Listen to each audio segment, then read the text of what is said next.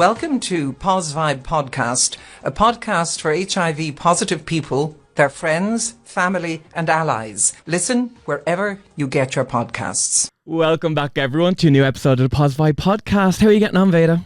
Great. This is actually going to be our last episode of the year. So we're going to start off by saying thank you to everybody who's been listening, watching, who's appeared on the podcast and who's been supporting us in any way whatsoever. You are on the nice list this Xmas. And to anyone who didn't support us this year, you're on the naughty list. But also we are looking forward to converting you next year. So we love a challenge. And we love zero conversion in this room, don't we?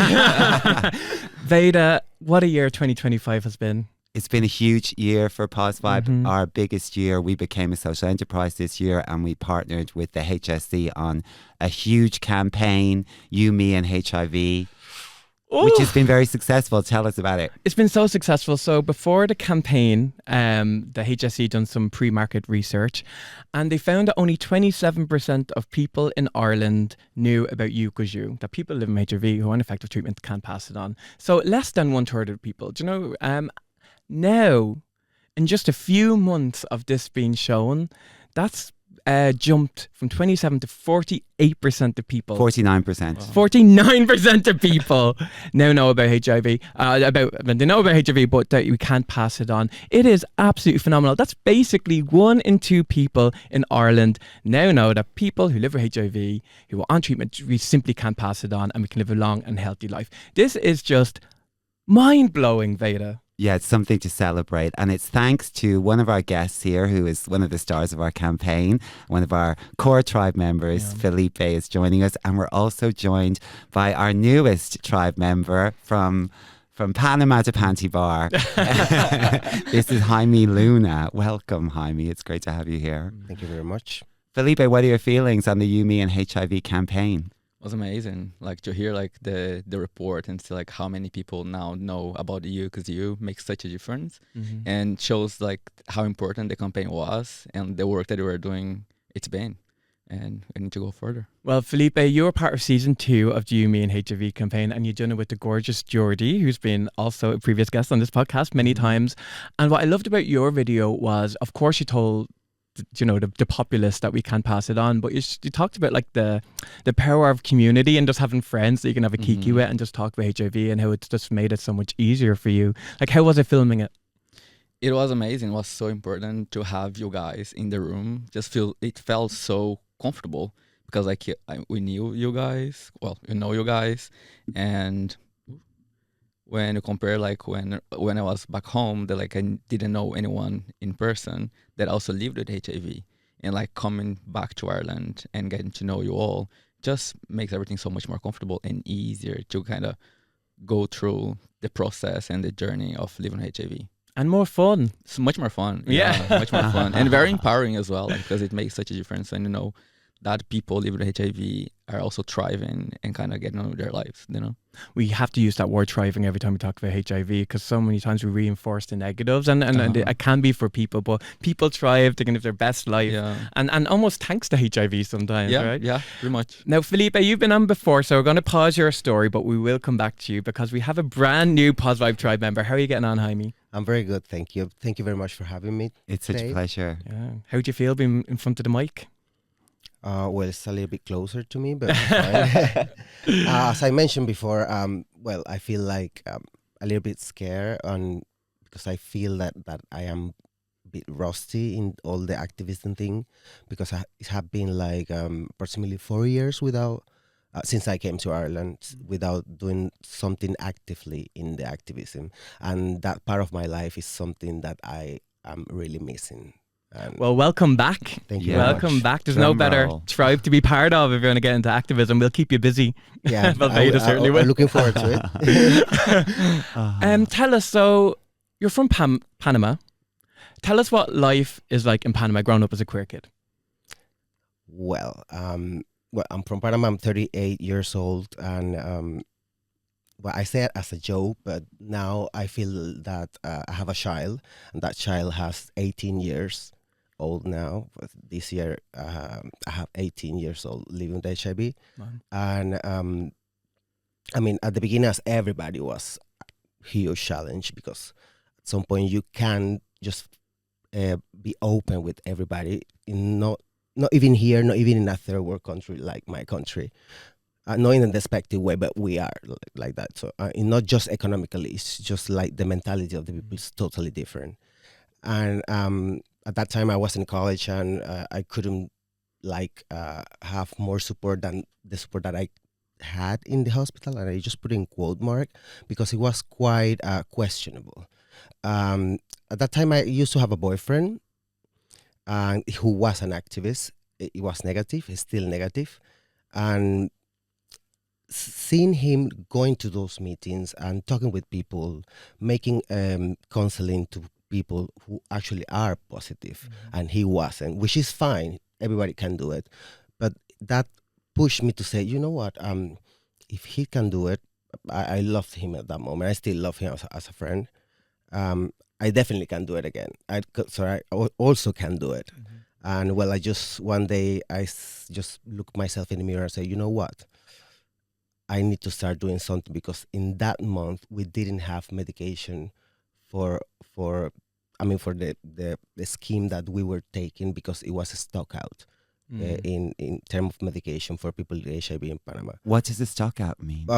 There were no medicines available for the people. And as we all know, the access to health and to the health services is a human rights. Yep. So if we can guarantee that to the population, what else we can guarantee? I mean, if we don't have a healthy population, we can have a healthy country.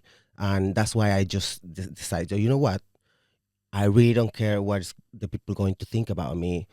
The only people that I really care is my family, and everybody knows about, at the moment. So let's just do it. And I think, as you said earlier, some people can thank the HIV, and I think I'm one of them, because before the HIV, I was an okay person. I think I was good, but I was a little bit selfish. But just going through that transition and put myself in the shoes of other people, and in my own shoes, live what is discrimination, what is just being a point in the street, or be point in internet or whatever. I really didn't care about anything. I just wanted to have the fight, because the fight needed to be fight, and I think I was the person to do it.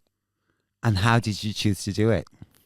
Well, I start participating more actively in the charity that my ex-boyfriend was too, and sadly for him, well, not for me, but for him, as I was positive, my participation did have a little bit more of impact, because I was actually with the health condition. Star quality, darling. Star quality. Well, yeah. Charisma. No, it was never my intention, actually. It was never my intention, but indirectly, I pushed him a little bit to the side. I'm so sorry. You know I love you. You can tell him, say his name. Jose Roberto, you know I'm Hi, talking Roberto. about you. And I just never stopped. I never stopped. Just start going to meetings, fighting with the government, because that was the problem. Panama is, as most of the country in the world, is a very corruptive country. And a difference to other corruptive countries, that actually they are corruptive and give to the people everything what they need, but they're still stealing. People say, okay, fine, because I have everything, but there is totally the opposite. They don't give absolutely anything to the people. They steal everything, and the people is like, what is going on then? So that's why I decided to just be in every meeting, in every negotiation table for the new law of HIV. I start participating in spaces representing Panama in Latin America, spaces for peers, from peers to peers, and to negotiate with stakeholders like UNAIDS and etc., to guarantee that support in the diplomatic way to push the authorities in Panama to actually care about that, because that was the problem, that they didn't care. And I don't think they care at the moment. I don't think so. But I hope that after everything what we did before, that the problem was like fixed for a few time, but then when I just decide to migrate. 1 year after, somebody just text me like, oh, you know what? There's no medicine from 2 months now. So I say, okay, fine. But the government changed. When the government changed, everything changed. All the people changed. So you need to start doing the negotiation again. And to be really honest, at some point we are activists. Yes, I love help people. I love advocate for people and advocate for myself because I'm part of the condition. But you also need to start thinking about yourself. And I think in all those years, approximately 10 years, working hard, because I was working in a laboratory. I'm chemist, so I was working in a laboratory, not in a lavatory, in a laboratory. That was a huge mistake I always said about pronunciation. Sorry about that. There's chemicals in lavatories too. A lab, not a cottage. I was working full time and I was being an activist full time, so I just wake up at 5 a.m. and I went to bed at 11. I'm not complaining. I loved it. Since I started participating in spaces in Latin America, then I had the opportunity to represent Latin America in a global space, which is the Global Network of People Living with HIV, GMP Plus in Amsterdam. They have a headquarters in Amsterdam. I was part of the board, or was board member for 4 years, and I was co-chair for 2 years, which make me the person who I am now, the person who can just not judge for what you see or what you hear at the first instant, person who need to sit, talk, ask questions, listen for answers, and then start negotiating in what is going to be better, not just for you, not just for me, for both and for everybody. Because I think that's what activism is about. Shout out to JMP Plus, because they are a phenomenal global force and representing the voices of people living with HIV. They're not just an everyday NGO. They're run by and for people living with HIV around the world. And it's absolutely amazing. I did not know about you being on part of the board and co-chair. I just want to make a few points because we could talk about your story in Panama all day. But you mentioned UNAIDS, and I think this is important to talk about as we end this year. UNAIDS, which has just been a force, has allowed community members to talk to governments, has allowed UN agency to talk specifically about HIV and keeping AIDS on the agenda, and does these reports that let us know how many people are dying every year from AIDS or how many new people get HIV and why. That's going to be sunset now because of all of this funding taken away. Yeah. So it's the only UN agency that really looked after a specific health condition, and now they're going to put it to bed and integrate it into UN as a whole. Well, we know. Oh, sorry to interrupt. No, go ahead. No, we really know who's that fault. We're not gonna mention the name. Oh, Donald Trump? Are you kidding me? I give out. I don't want all to time. make Elon advertise Musk for him because he don't deserve even his name being mentioned. Because I mean, when they had the chance and when they had resources to help people, for example, the Latin American office was the headquarters in Panama. I have no words to say how much logistically, technically, financially they support the people, not giving the medicine to the people, but giving to the activism, to us, to the charities, the local charity, all the necessary tools in order to do well. You need to negotiate. You want to negotiate. You need to know how to negotiate. So they train the people. They train the civil society. And that is something that can be paid with anything, because that's tools that have been developed in the people and they're still in there. So look at me and the way I'm talking right now. I feel like I'm a politician and I'm not. I'm very far from that. But yeah, those kind of things, because before I was very explosive and I couldn't control myself. Now I'm quite surprised that how I'm controlling myself, especially my tone of voice, because we're Latin, we're loud, you know that. So like Sofia Vergara, it's a horrible stereotype, but yes, we can be like that and even worse. But yes, UNAIDS support me very much. Right before I went to JMP Plus, I was in Y Plus, which is like a ramification of JMP Plus for young people when I was young. Not anymore. We were talking about I was like 25 24, ages Started ago. young. You started your activism young. We like to give a flavour to people because we have like listeners all over the world, but people in Ireland, we like to give a flavour of what healthcare is like in people's countries, you know, especially around HIV care. And you said it was questionable at the beginning. So like when you say questionable, what do you mean? Like how was there stigma by the healthcare professionals? Did it get better over time? If you could just give us a little bit more insight. At the very beginning, I remember the first or second time I was in an appointment, one guy that I don't know, in front of everybody in the waiting room, the nurse said, "But why are you wearing?" Because he was trying to hide himself, I think, like with sunglasses, with a hoodie, and have a hoodie in Panama is a suicidal thing, even if you're indoor because it's so hot, so you can't. And I mean, I was looking at him and say, okay, well, I respect that because everybody can do whatever they want. But the nurse was so inappropriate, just yelling to him like, "You can't be like that. You need to show yourself." And I was like, what is this? So, and that's just one thing to mention. So all the things that just happened that I was like, oh my God, something need to happen here because they are out of control. So discrimination in the health services, it was the day to day. Hopefully now, when I migrate, there were authorities like in power position that actually they have different way to think, and I want to believe that now it's a little bit different for the best, you know. But at that time, it was discrimination. I mean, apart the society. I mean, somebody seen you in the going to that hole to the right, everybody knows, oh, look at him, I saw you there. And there were like picture things, like there were even stockouts. It was the day to day also. So 1 month you have, but 1 month you don't, 1 month you have, 3 months you don't have, 5 months you have, and then 6 months you don't have. And so we're talking about resistance.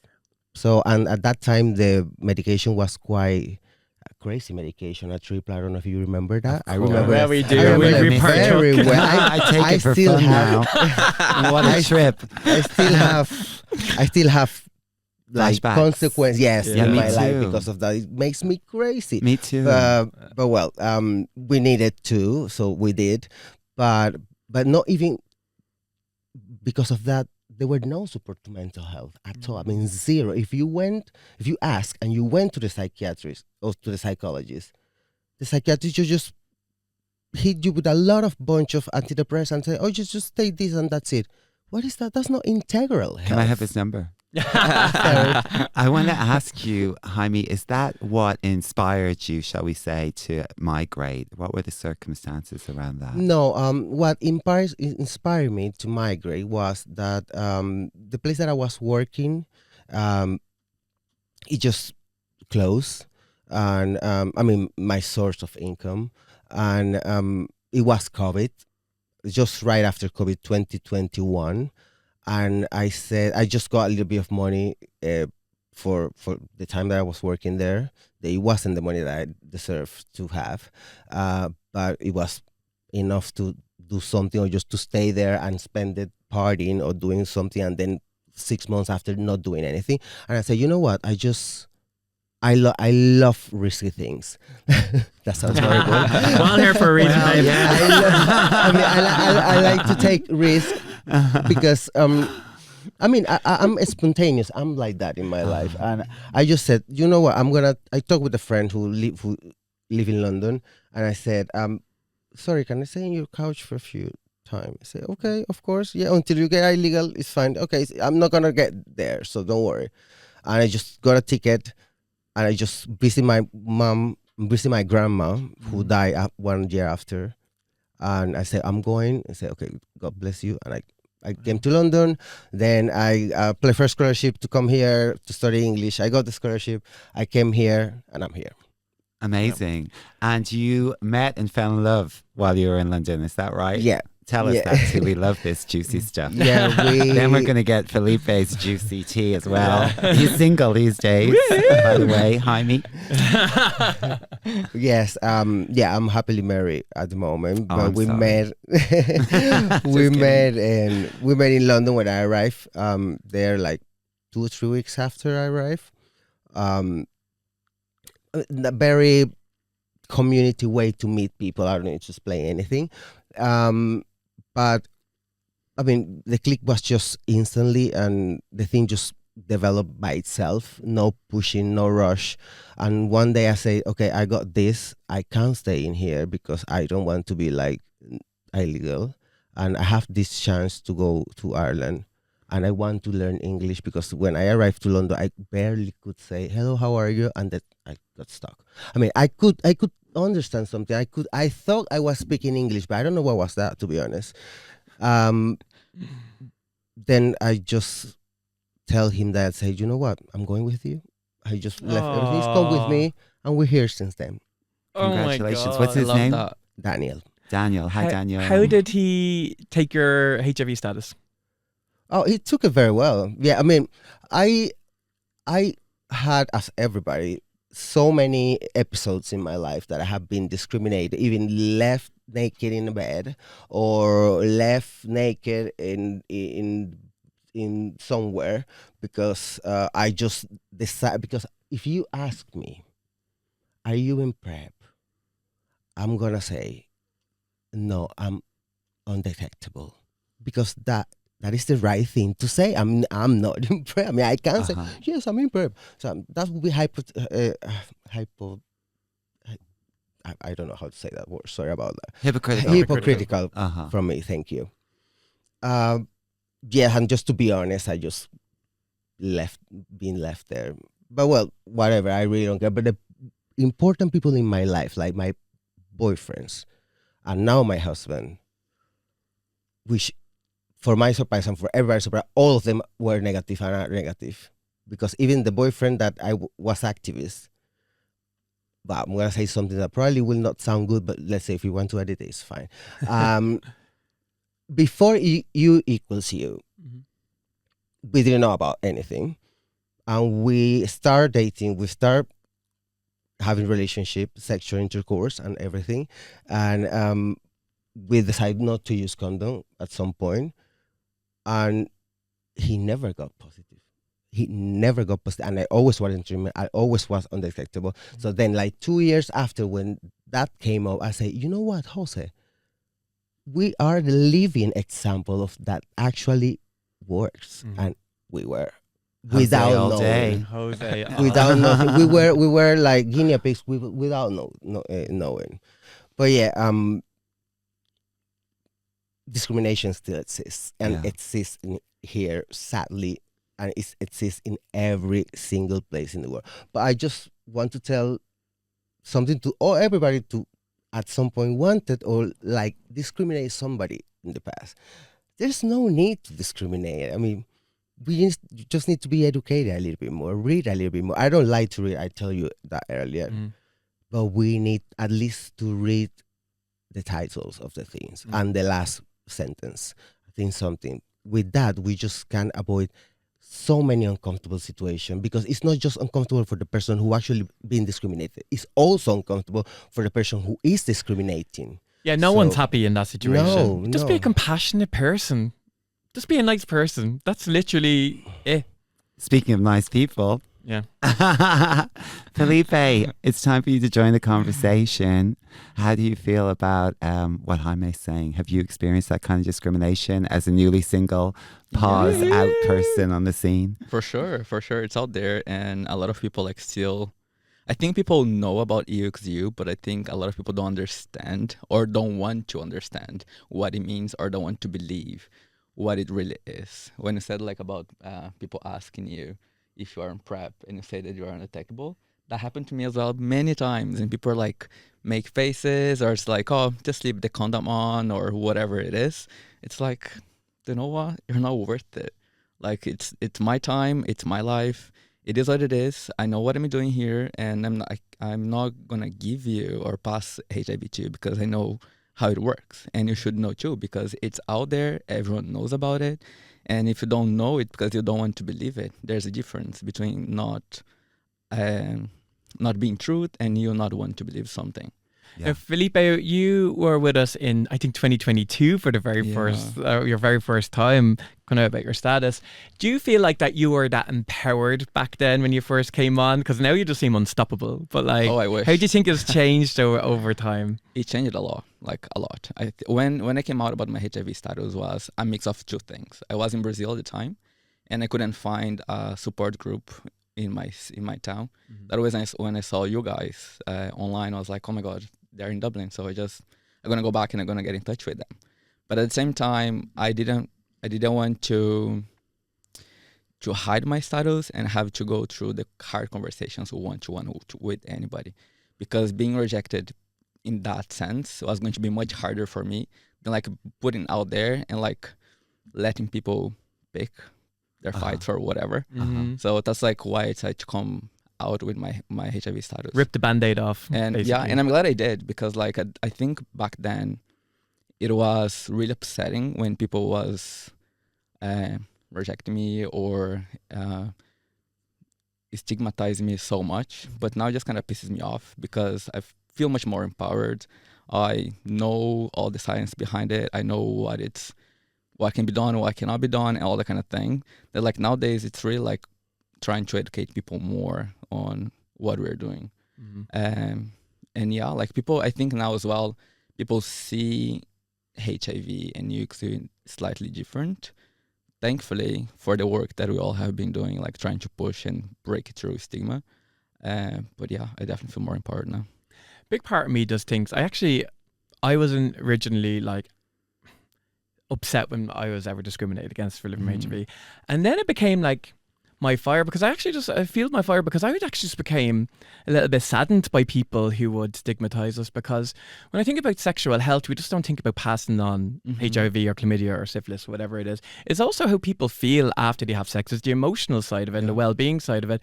And if they are so fearful of HIV, they're still not having great sex. They're still not like knowledgeable about it. You know, there's still some internalized stuff there that they haven't really talked through. Oh, I give them great sex whether they want it or not. And yeah, Punish them. I keep Consent is going. I also was like, part of yeah, good okay, sexual. let's keep going here. But it's true. A part of me is just like, you poor fucker. You poor fucker. I think that's one of the blessings of HIV. It's made me just have really good sexual health, or more understanding, because you always have to work on your sexual health. Sometimes you have good sexual well-being, sometimes you might not have great sexual well-being. So yeah, I just feel sorry for them. One, I don't feel they're either educated, or two, they have so much internalized shit that they still have to work through. But we're over here, the safest people to have sex with, looking gorgeous, you know? So that's their problem. Yeah. Sorry for interrupting. Go on. And I try to see stigma in two ways. There are no two ways for stigma, right? But like the way they like sometimes kind of divided, it's like it's your comments and your wanting to stop what are having here, coming from a place of not understanding, or a place of fear and not knowing exactly what it is. Some people come more from a place of not understanding, not knowing, than like not believing and really like ignoring and trying like to block you off. So for those people, I really like open up. It's like, look, what you don't know, like, is there anything that you want to ask me or to understand? And that happens a lot, and I think that's really nice. And in that case, it doesn't bother me at all. You know, it's like come from a place of like educating, but nothing lecturing, if that makes sense. Just kind of trying to explain what it is, what it isn't, what you're doing. It's like, look, I can't. Like that's nothing's gonna happen. You know, like not only with me, like with anybody else that are having sex with. If you're having sex with someone that's undetectable, not wearing condom, you cannot get HIV from us. You know. Yeah. Yeah. Can I ask, because Veda, you probably know this too, like when we do peer support, or we talk to people who live with HIV, you realize they're in really crappy situations, or relationships, I should say. And one of the reasons, when you really dig deep into it, you're like, oh, I know I should probably leave, but the effort of being single, you know, potentially put one being alone with HIV, the other thing, they kind of accept my HIV status, you know, but yet they're not fully happy in the relationship. So I genuinely feel, and I've seen it so long, and I've been seeing it so long, and I've been doing it so long, it's like, you need to leave your boyfriend or your girlfriend. You deserve to be loved and to have great sex, and not for HIV to be anything in the relationship. Why are you staying here? I want you to kind of give people who might be in that situation an idea of what's it actually like to be single out there living with HIV? You kind of like give us like little snippets there, but like, was there something that you were worried about initially, or? I think now no, but at the same time, just because like I'm out there and I'm public about my HIV status, that like a lot of people know. So if they want to have something with me, they know already what it is and what it is, you know. With my ex, I had never a problem with like about HIV. He was always so supportive, you know, always open about it. Which was really nice, especially considering his age, because that for me like was mind blowing.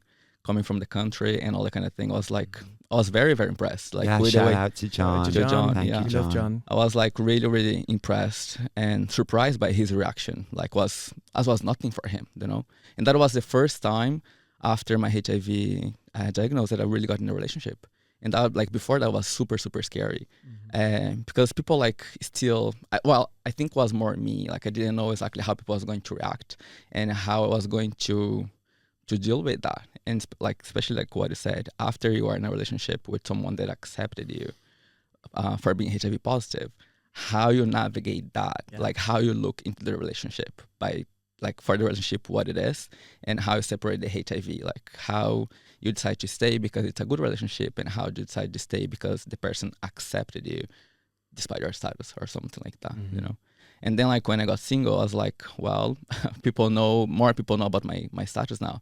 So yet I think there's a lot of stigma around that, but people just approach and say things, really nice things. And I don't think that's really my worry anymore. Like other things became my worries, but like not that. That's for sure. Well, you're a beautiful weapon against stigma. You both are. Yeah. Jaime, what about you when you were dating, when you got, for example, to the UK? And were you open about your status with people that you were dating? I didn't date anybody, to be honest. So 3 weeks in, he met his husband. I mean, dating is a very, very Well, let's say complex hookups. word. Let's go there. now we're Hookups. talking. Well, I mean, no, we don't need to have a presentation card in our in our forehead say I am HIV. No, I mean, why? The people who has diabetes or they suffer with diabetes or other conditions, they don't say that as a first thing for present yourself. So no, I didn't. If somebody asked me, yes, I say yes, I am undetectable for more than 10 years. And if somebody asks me about PrEP, I say the same thing. If somebody say, okay, fine, good. If somebody say no, fine, no, okay, it's fine, it's good, it's not good, fine. But I think I just came to the conclusion that the people like to be lied. Like People like liars. I mean, because if you're honest, like Beautiful me, liars. could be. But I mean, if you just want to, because we know how bad is just fight something with a lie. So we fight stigma with the truth and with the information and with the education. But if I'm going to say, oh no, yes, I'm in prayer. Oh no, negative. I mean, I am not being an activist. I mean, I'm being a hypocrite person. So, but if all those people who left me naked in bed, I would say no, I am not positive. Oh yes, I am in PrEP. Yeah, I would have sex probably, but I would feel very bad with me and all the things that I have done before for my community. So I can't. I mean, it doesn't matter if it's just take 1 to 100 hookups.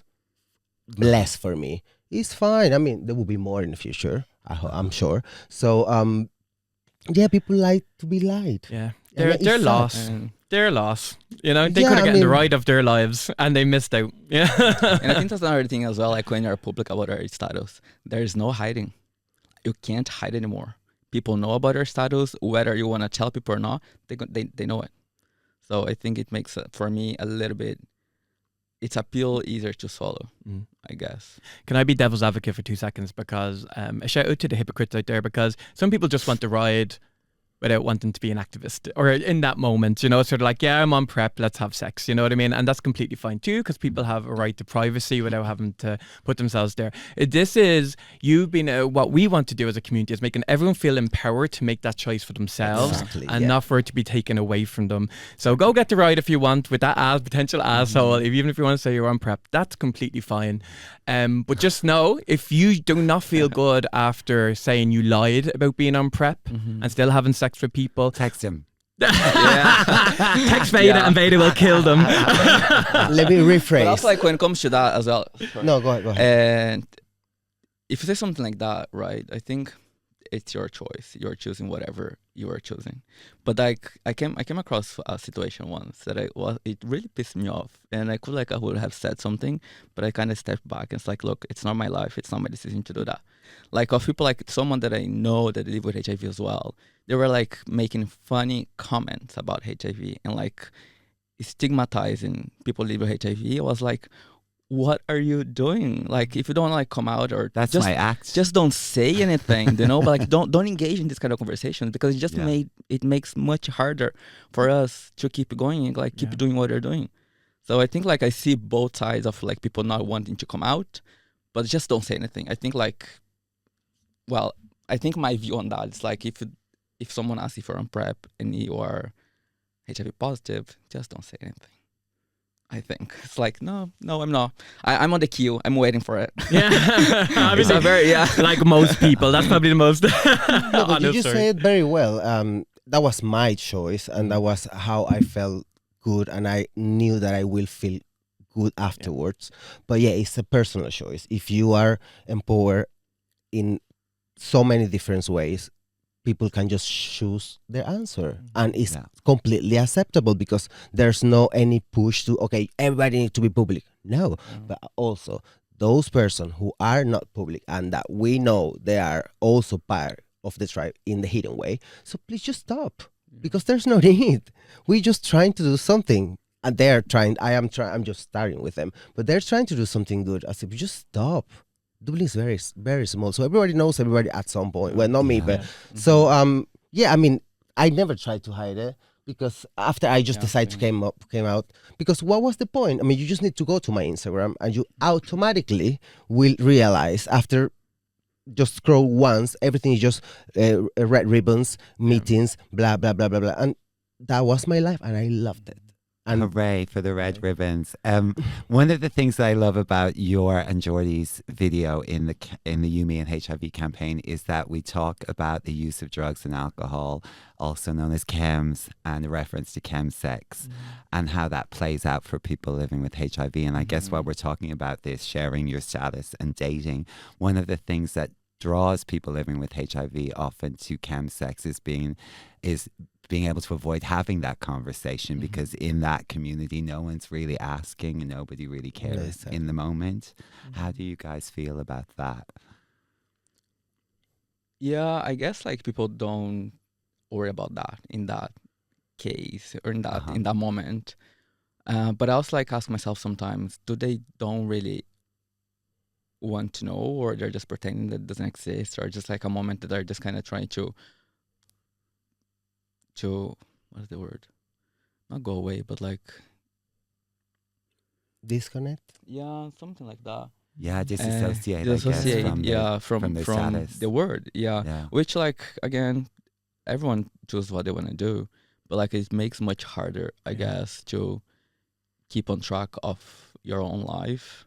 Like we know ourselves, like chemsex is such a big thing, and it's so hard to control when you're there, that you don't like where things go, and you don't like what is happening at some point. It's like, what is happening here? But yeah, I agree. Yeah, I think you just mentioned something very important. I mean, well, I don't know you, but in my case, chemsex, I mean, it wasn't 100% new for me, because I did have sex before in Panama with drugs involved. So that all other drugs probably, or maybe softer drugs or whatever you want to call, but it was still chemsex. Poppers is still chemsex. So it's a soft chemsex, but it's still chemsex. So I'll put the lid back on then. The room's kind of a bit steamy. It's on the radiator. But most of the people who actually are involved in chemsex, like very frequently, it's definitely because of that. Something's happening at some point, or maybe nothing is happening, which is, I think, probably could be what is happened for the migrants here in Ireland, because it's so difficult just to get into the society as a productive person, say, because you come in to study, but you also need to get a job. So get the first job is a challenge. So if you keep that job, then you wanted to get like a different type of visa to get a full employment opportunity, like full time. That's another challenge. I mean, I had been living here for 4 years almost, and just this year at the beginning, I have given the chance to work in science in my career. Before I was working in hospitality, which is fine. I like it because I think I'm very good with people. But well, I studied 5 years in my life chemistry, so it was very difficult. So I really need to bank about that. And yes, after 3 years, why 3 years? I think my English wasn't perfect, but after 1 year, I think quite ready to go.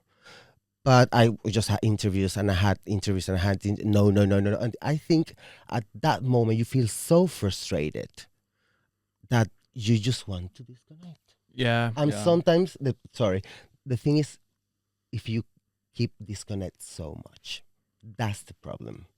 Kind of lose yourself and then don't know how to come back. But I think there's a lot of resources in here in Ireland to fight that. If you really want to because we can't just force somebody not do it anymore. No, I mean, because that's not the way. But know how to do it, that it doesn't affect your persona, it doesn't affect who you are, it doesn't affect how you contribute with your family, with the country, etc. So, and I'd like to add to that, because what you said just really sparked with me about looking for a way into the society and into the community. And obviously chemsex and grinder and those kind of meetings, they offer a way in, but probably not the most productive way to connect with the community. So I think it's important what we do and the emphasis on being open, especially to queer migrants, and in our case especially migrants living with HIV. But it's so important to make space for people in your life and to consciously reach out to new people. What's always struck me is about when we do disconnect or disassociate about living with HIV, we can't just disassociate from one thing.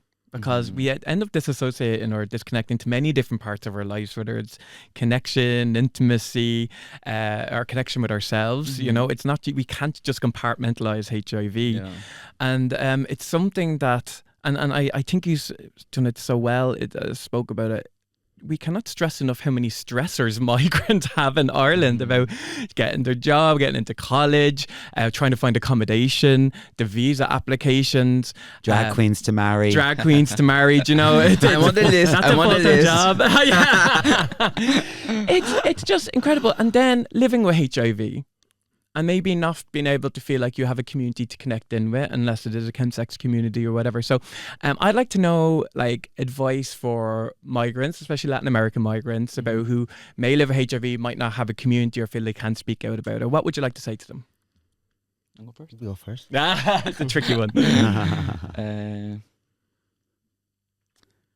Well, I think as I said, reaching out to people and try to find a tribe. Like when I was diagnosed and I was in Brazil, when I saw you guys online, I was like, I texted Veda, I was like, I would love to be part of the tribe. Can I kind of go and meet you and see what it's about?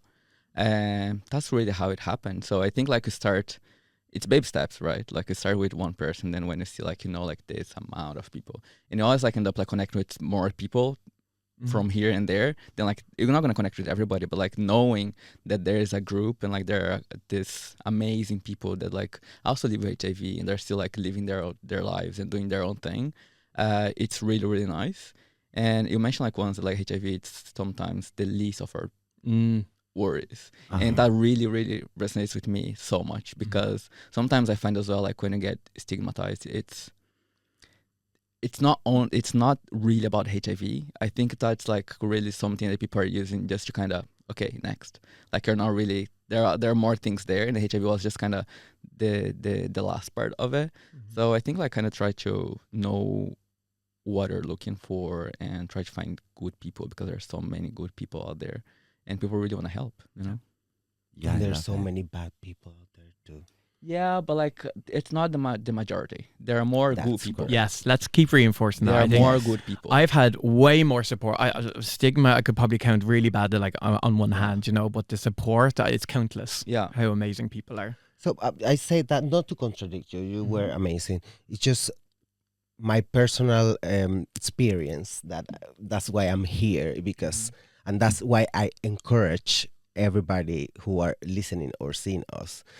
You just need to talk. You just need to make the first contact, because we as an activist, we want to help. We want to talk with everybody. We want to advocate for everybody. But if we really don't have a call or just a knock, like, hey, something is happening here, please, I need help.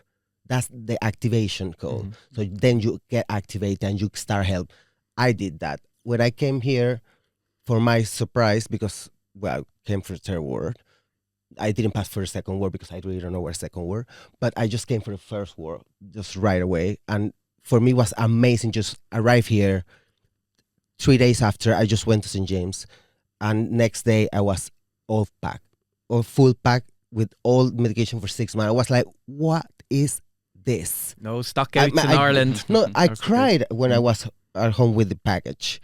And I said, I can't believe it that people in my country need to wait almost a year, Gosh. months, to just get the appointment and then to get the medication if they have.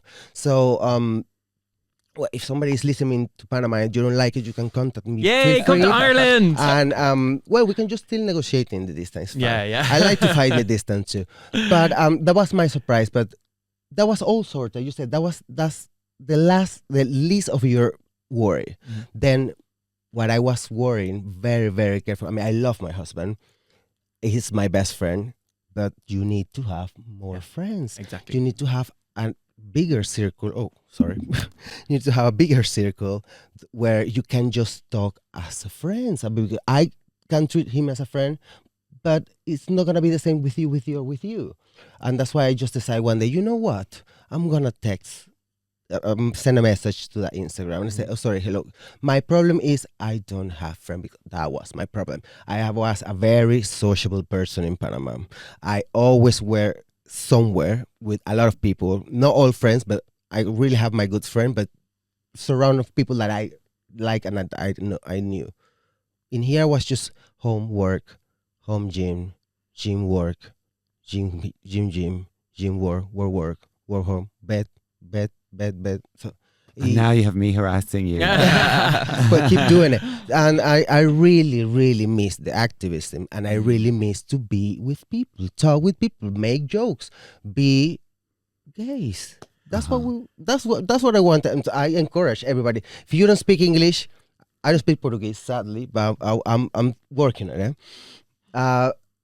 If you speak Spanish, feel free to contact me.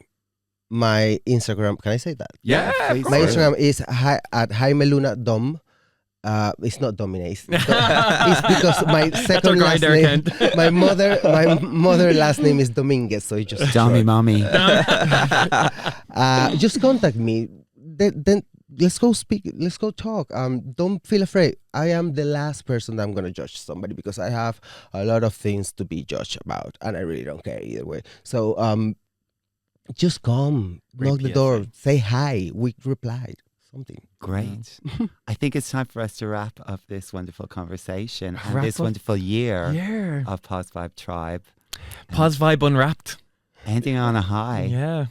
You guys have both been amazing. you. Jaime, I hope you feel like you're making friends. Yes, I do. And I want you to know that we're here for you. Thank you. Great. I really love your smile. It's so welcoming for me. Thank you. I hope my teeth last a few more years.